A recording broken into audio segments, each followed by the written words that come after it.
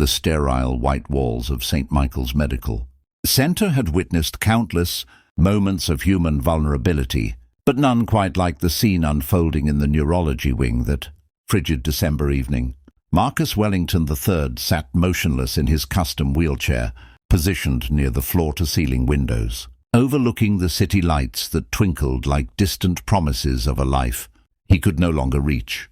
At 28 years old, he had everything the world said mattered: a trust fund that could buy small countries, a last name that opened every door in Manhattan, and a future once bright enough to blind anyone who looked directly at it. Now, 6 months after the diving accident that severed his connection to everything, below his shoulders, he had nothing but time and the suffocating weight of his own thoughts. The rehabilitation floor was nearly empty that evening. Most patients had family visiting, or had already been wheeled back to their rooms for the night. But Marcus remained, as he had every evening for the past week, staring through his reflection in the glass at a world that continued spinning without him. His father, Marcus Wellington II, CEO of Wellington Enterprises, and a man who treated emotions like poorly performing stocks to be liquidated, had stopped visiting 3 weeks ago. "I've got a company to run," he'd said, as if Marcus was just another disappointing quarterly report. His mother called from the Hamptons occasionally, her voice tight with the kind of discomfort that came from confronting something money couldn't fix. His friends, those swarms of acquaintances who'd filled his penthouse for champagne-soaked parties, had evaporated like morning dew once they realized he couldn't pick up a drink, couldn't clap them on the back, couldn't be the Marcus they'd known. The nursing staff pitied him. He could see it in their eyes, that particular shade of sadness reserved for the young and broken. They were kind, certainly, but their kindness felt like another form of distance, a professional sympathy that couldn't bridge the chasm between their world and his. So Marcus sat alone, evening after evening, drowning in the silence of his own isolation. The sound of wheels broke through his thoughts, not the smooth, expensive whisper of his own wheelchair, but the cheaper, squeakier protest of standard hospital issue. Marcus didn't turn his head. He couldn't without assistance. But in the reflection of the window, he saw a man pushing a wheelchair with a small child curled up in it, bundled in blankets that had seen better days. The man looked to be in his early 30s, wearing faded jeans and a flannel shirt with a tear in the shoulder that had been carefully mended. His face carried the exhaustion of someone who'd forgotten what a full night's sleep felt like. The man positioned the child's wheelchair near Marcus, carefully adjusting the blankets around the little girl who couldn't have been more than 7 years old. Her head lolled to one side, and even in the window's reflection, Marcus could see the peaceful vulnerability of her sleep. The man straightened up, running his hand through his disheveled hair, and for a moment he simply stood there, staring out at the same city lights that had become Marcus's nightly companions. Then he spoke, his voice carrying a warmth that seemed impossible given the sterile coldness of their surroundings. "Beautiful, isn't it? The city, I mean. Sometimes I bring Emma up here when she can't sleep. She likes to imagine each light is a different story, a different family sitting down to dinner or tucking kids into bed or laughing at some silly TV show." Marcus said nothing. He'd perfected the art of silence over the past months, wielding it like a shield against unwanted interaction. But the man didn't seem bothered by the lack of response. "I'm Daniel, by the way. Daniel Foster. That's my daughter, Emma." His voice carried a pride that transcended the obvious. Hardship evident in everything about him. The worn shoes, the tired eyes, the calluses Marcus could see on his hands, even from this distance. "We've been here for about 3 months now. Brain tumor. They got most of it, but the recovery's been slow, real slow." Marcus felt something uncomfortable stirring in his chest. Not quite empathy, but perhaps the first fragile shoot of recognition. This man was talking to him like a person, not a tragedy. Not with pity, but with simple acknowledgement of shared space, shared experience of institutional nights and medical uncertainty. Daniel settled into a chair next to Emma's wheelchair, his hand instinctively reaching out to adjust. her blanket even though she was perfectly warm. "You know what the crazy thing is?" he continued, his voice dropping to something more contemplative. "Before Emma got sick, I thought I had problems. Real problems. I was working 2 jobs, could barely make rent on our apartment, had debt collectors calling me at all hours. My wife left us 2 years ago, said she didn't sign up for a life of struggling. I was angry all the time, bitter about how unfair everything was." He laughed, a sound without humor. Funny how perspective changes everything. "Now I'd give anything to go back to those problems. Debt? Overwork? Sign me up. At least Emma would be healthy." Marcus found himself actually listening, not just hearing words that washed over him like meaningless noise. There was something in Daniel's voice, a raw honesty that cut through the protective numbness Marcus had cultivated. "But here's what I've learned," Daniel said. And now he turned to look at Marcus directly, though Marcus's eyes remained fixed on the window. "The worst thing about these places isn't the sickness, or the wheelchairs, or the uncertainty. It's the loneliness. It's sitting in these rooms hour after hour, day after day, feeling like you're the only person in the world, going through something impossible. It's watching everyone else's life continue while yours stops cold." The words hit Marcus like a physical blow. This stranger, this man with his threadbare flannel and sleeping daughter, had just articulated exactly what Marcus had been unable to name for 6 months. The isolation wasn't just physical, it was existential, a separation from the stream of normal, human experience that left him feeling like a ghost haunting his own life. Daniel stood up, stretching his back with a wince that suggested too many nights in uncomfortable hospital chairs. He walked closer to Marcus, moving into his field of vision for the first time. Up close, Marcus could see the kindness etched into the lines around his eyes, the stubble on his jaw, the small coffee stain on his collar.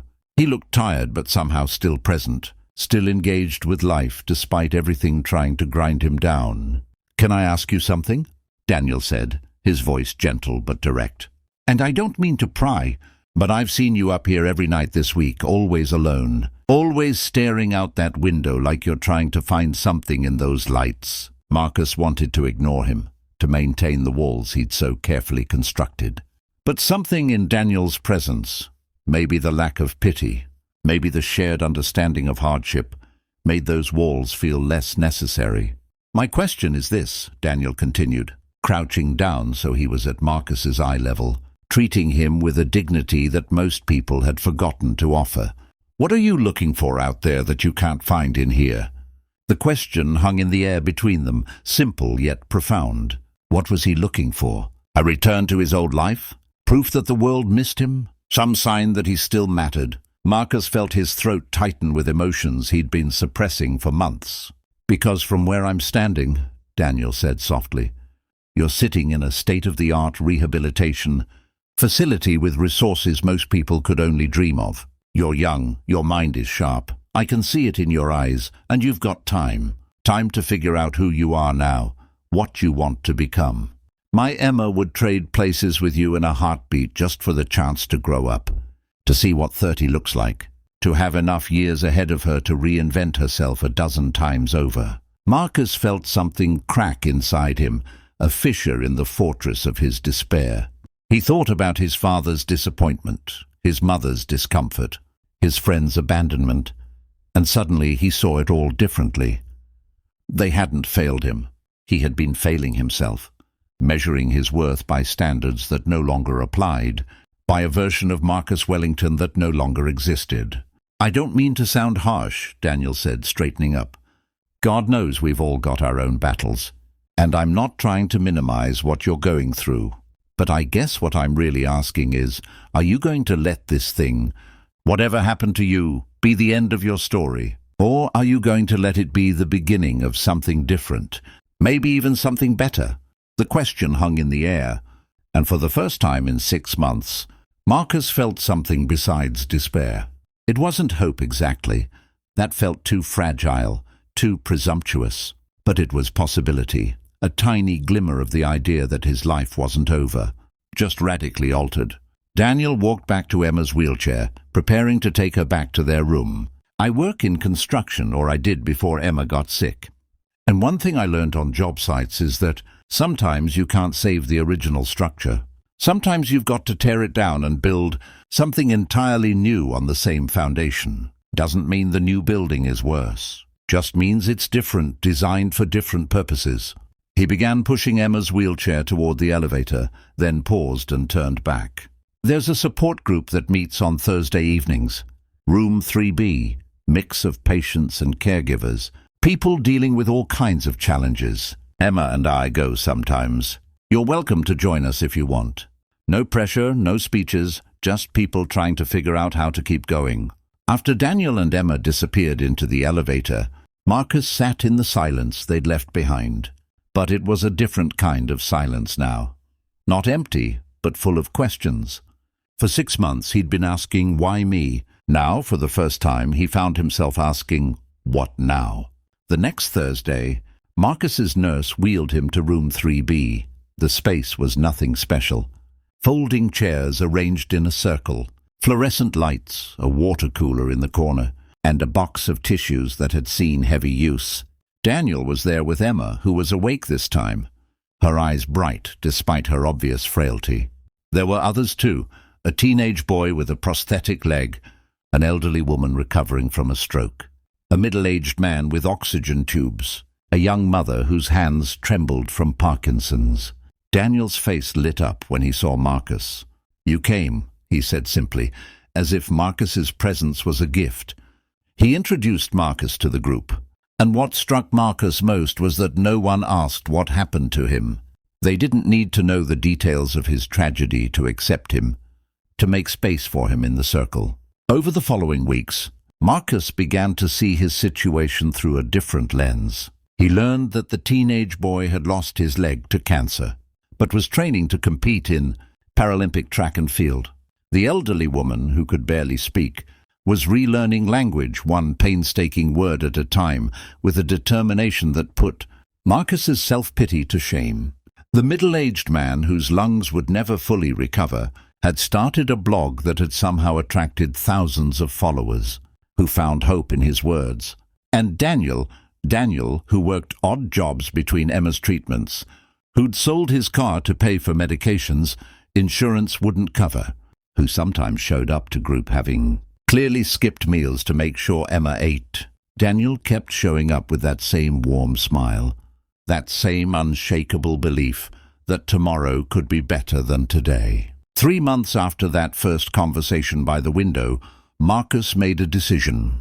He called his father for the first time since he'd stopped visiting. I need your help, Marcus said, his voice synthesized through the computer. He'd learned to operate with slight head movements.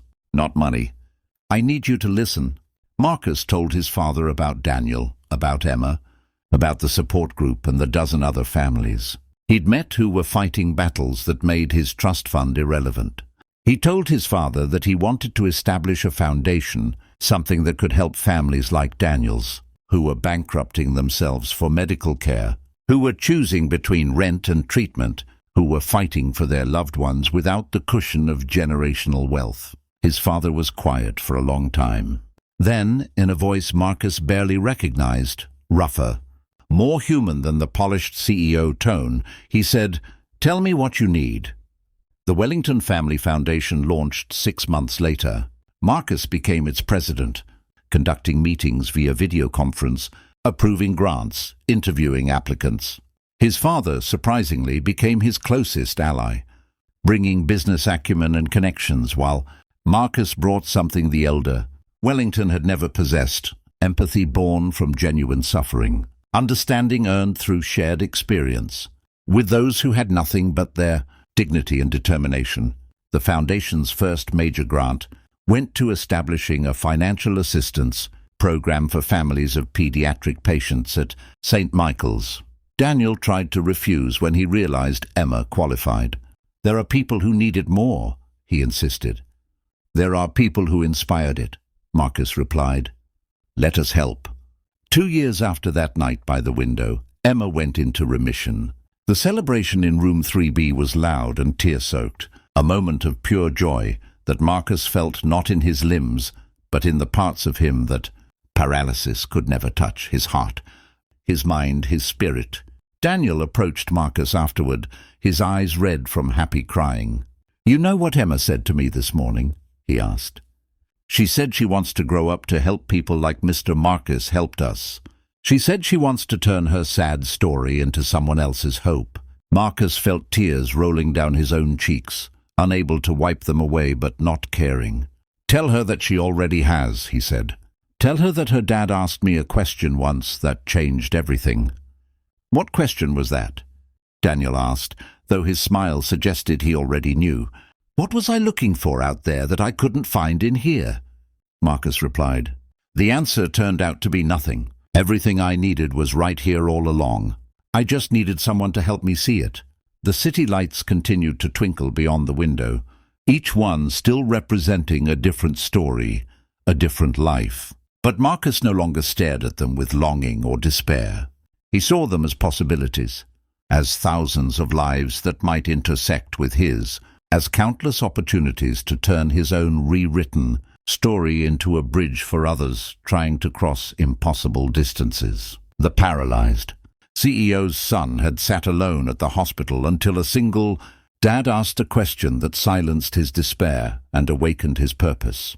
And in that awakening, he discovered a truth that no accident could break. That the measure of a life isn't in what you can physically do, but in what you inspire others to become.